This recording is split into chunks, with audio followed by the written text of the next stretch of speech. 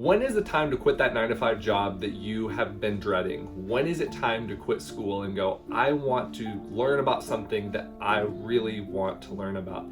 In today's video, I want to talk to you about the reasons and why I have decided to not go the normal 9 to 5 route, why I have done the things that I've done, and the things that I had to check off my list in order to know that this was the right decision for me, and how can you, for yourself, know that this is a path that you can take as well. Let's cover it all today on Young Money Investments.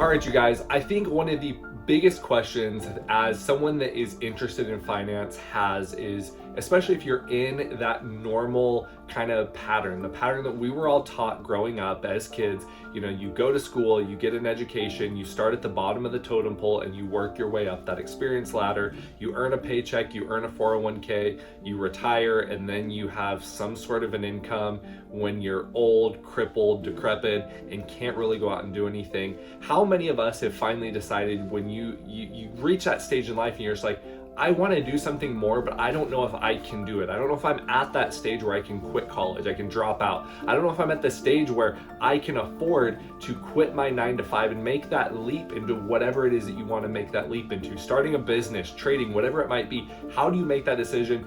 I'm going to cover those steps for me and how I was able to do it. First thing that we need to talk about is American debt, specifically college debt. One of the biggest things for me that really changed my perspective on school and made me realize that it was not everything it was cracked up to be was the fact that so many people are getting out of college and they are struggling because of the debt they have, that huge, massive burden on their backs. Currently in America, we have a student loan debt that has soared from $260 billion in 2004 to $1.4 trillion in 2017. The average debt jumped from $18,650 to $38,000 over that same period. And the number of people over 60 with student loan debt has quadrupled. You guys, it has quadrupled in the last decade from 700,000 to 2.8 million people.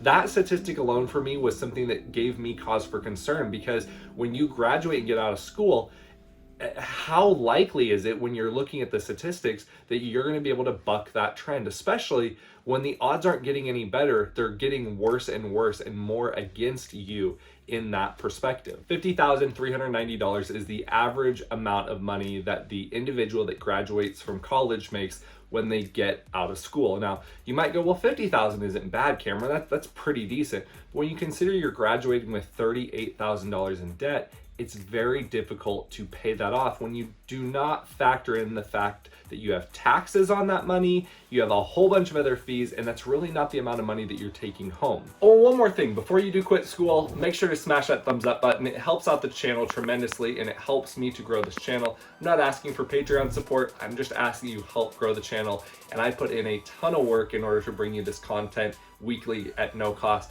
So please help me out by smashing that thumbs up button and leaving a comment down below. It really does help a ton, I promise. Another big problem is when you do graduate from school and you are expecting to make so much money and you don't, that puts you in a very bad position, not only financially, but mentally as well. And that brings me to the reason that I dropped out. I personally loved the idea of being an ophthalmologist. That was obviously going to earn me a very nice salary. The doctor that I was going to be taking over the practice from makes nearly $750,000 a year. And yes, you go, Cameron, why on earth would you give up a job like that you could be making so much money in go the entrepreneurial route? And for me, the biggest reason behind that was I believed in myself. And I think a lot of you need to be able to believe in yourself in order to achieve whatever goals that you have. So often we believe that we're only as good as we're told. And a lot of times that's true. We do need that reaffirmation or that affirmation that we are doing the right thing. But at the end of the day, if you don't believe in yourself, no one is going to believe in you. So after going to college for years, I finally started trading more and more. I really, on my off days or when I was trying to do schoolwork, I ended up trading more and more. I got a job selling home security, and that really paid more than I needed. It paid absolutely a crazy amount, much more than the average American or average college graduate makes in a year, I was making more than that over the course of 4 months. And so for me, that was really what gave me the ability to go, okay, there's other jobs out here besides being a doctor that can earn me an obscene amount of money while giving me the freedom that I so desire in my life. The first question you need to ask yourself is, why do you want to drop out? What do you have to gain from dropping out of school? And will dropping out provide you more or less opportunity in the future? Do you want to drop out because it's the easy thing to do? Or do you want to drop out because it's going to give you more time to do the things that you need to do in order to pursue your passions? For me, it was the first. I needed to drop out of school because I didn't have enough time to manage going to school, manage the workload, still get good grades. I was still getting great grades in school, but I was not going to be able to really take my time and really utilize my time here in my 20s in order to put it towards the things that I knew I needed to do in order to get a step ahead of the average person. For me, I had everything to gain. Obviously, I had a lot to lose as well, but I knew I had everything to gain. I didn't have a spouse. I didn't have a wife. I didn't have anything that was really holding me back. And obviously, those aren't things that necessarily hold you back, but those are things that will inhibit you from sometimes being able to go for your goals because you have to play it safe. I knew that I could risk it all. I could roll it all. I could, bet it all on black, so to speak, and I would be okay if I did it at that age. And one more thing, if you don't mind hitting that thumbs up button, if you haven't done so already, it helps out tremendously. Don't forget to subscribe as well. It helps out the channel tremendously. You have no idea, and I'd love for you to stick around for more great content. Now the question is, now if you do drop out of school, what do you have to gain? Again, it's all about how much more you can gain by losing something or dropping something out of your schedule. If you can do that, if you can honestly and truly look at yourself and look at your loved ones in the eye and say, you know what, I have more to gain from this, then you're on the right path. Otherwise, you have to stick with what is safe. That to me is number one.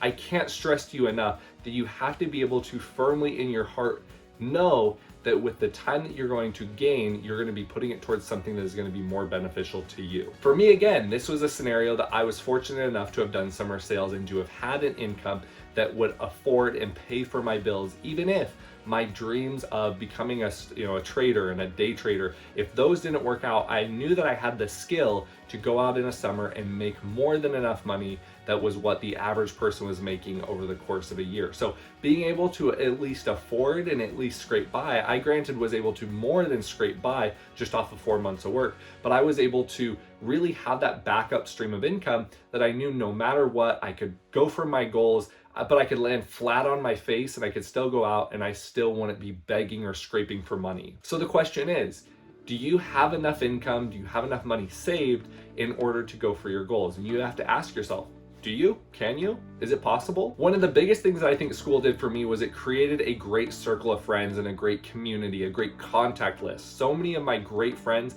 come from college. One of the biggest things I think we take for granted in college is the ability to meet other people. Obviously, college is usually where most people meet their future spouse. It's where they go on dates. It's where they develop socially. We're not as awkward, hopefully, when we come out of college. And so you have to be able to ask yourself, have you received enough of those learning experiences in college in order to separate yourself from those and go more of the lone wolf path, so to speak? I think this question is critical. I think it's a question that most people don't think about when they think about going the entrepreneurial route. Life is great, especially when you have a lot of money, but life really means nothing if you have no one to share it with. The three things I think every individual or almost every individual needs are financial stability, money, a job, a way to make ends meet. People need a life partner, somebody to share all their success with, and third, a hope for a brighter future, something to look forward to, a meaning, a purpose. Whether that be a divine purpose or not, everyone needs something